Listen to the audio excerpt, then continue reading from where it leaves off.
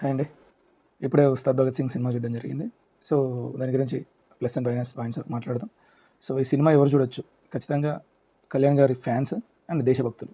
ఈ 2 దేశభక్తి ఎందుకు అనేది సో, సినిమా చూస్తే కొంచెం వాళ్ళకి ఇంకా క్లారిటీ వస్తుంది. ఎందుకంటే దేశభక్తి మీద అంటే ధర్మం, అధర్మం మీద ఎలా గెలిచిందనే పాయింట్ మీద వెళ్తుంది ఈ స్టోరీ. ఎందుకంటే సేవాభావం మీద నడిచే ఒక మాస్టర్ సీఎం అయ్యి అంటే ఒక గూడెం నుంచి వచ్చిన మాస్టర్ తను ఒక సీఎం అయితే అతనికి అండగా ఉన్న ఒక ఐపీఎస్ ఆఫీసర్ సో ఎలా ఒక అంటే సీఎం కుర్చీ కోసం సో ఒక ఉగ్రవాదుల్ని ఆశ్రయించిన అంటే అధర్మాన్ని ఆ మార్గాన్ని నమ్మిన ఒక పర్సన్ సో అతను పార్థిబన్ మన తమిళ యాక్టర్ సో అతను ఎలా అంటే ఆ విలన్ ఎలా ఈ అంటే అధర్మ యుద్ధం చేస్తున్నాడు దాన్ని ధర్మంగా ఎలా వెళ్తుంది ఆ ప్రాసెస్ అంతా ఈ సినిమాలో ఉంటుంది.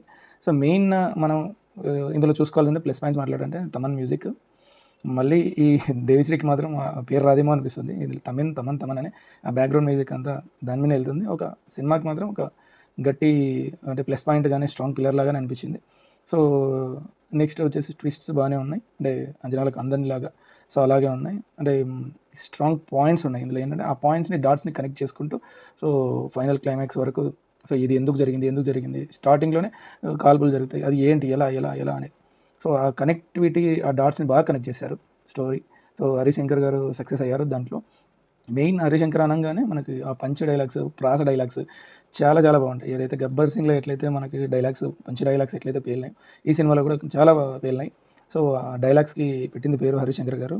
సో ఆయన అయితే దాంట్లో సఫలీకృత అయితే అయ్యాడు. సో నెక్స్ట్ స్క్రీన్ ప్లే బాగా రాశారు అయాంక్ బోస్ అని.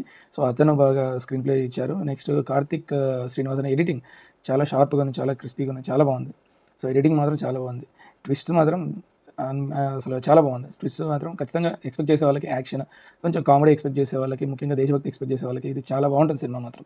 సో నెక్స్ట్ నాకు అంటే హీరో ఎంట్రీ మనకి ఎప్పుడు వస్తుందో ఫస్ట్ అంతా ఒక చిన్న పవన్ కళ్యాణ్ గురించి డిస్కషన్ నడుస్తూనే ఉంటుంది. అంటే సినిమా అంతా నడుస్తుంది. కానీ ఎప్పుడు వస్తాడా అనుకున్నప్పుడు కరెక్ట్ హీరో ఎంట్రీ టైంలో ఒక భగవద్గీతది ఒక చిన్న విజయం వస్తుంది. సో అది కరెక్ట్ పాయింట్. కరెక్ట్ మ్యూజిక్ అయితే అక్కడ రిలీజ్ చేశారు. సో అది ఫుల్ గూస్ బంప్స్, ఫ్యాన్స్ కేకలు సో అలా ఉంటుంది.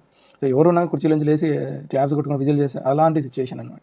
సో నెక్స్ట్ మనం చూసుకుంటే ఈ కొన్ని డైలాగ్స్ ఉన్నాయి. కొన్ని ఆ డైలాగ్స్ మాత్రం అంటే ఒకటి పాతబస్తీకి వెళ్ళినప్పుడు బాగున్నాయి డైలాగ్స్. సో అతను ఒక ఉగ్రవాదిని తీసుకురావడానికి పాతబస్తీ అక్కడ మంచి డైలాగ్స్ పడ్డాయి. సో మెయిన్ మనం ఒక రథం దగ్గర ఫైట్ ఒకటి ఉంటుంది. అక్కడ పండితులు పవిత్రనాయ సాధన ఆ మంత్రం వచ్చినప్పుడు గూస్ బంప్స్ ఖచ్చితంగా వస్తాయి. అలాంటి ఆ ఫైట్ ఉంటుంది అక్కడ నరసింహస్వామి రథం నడిచేటప్పుడు.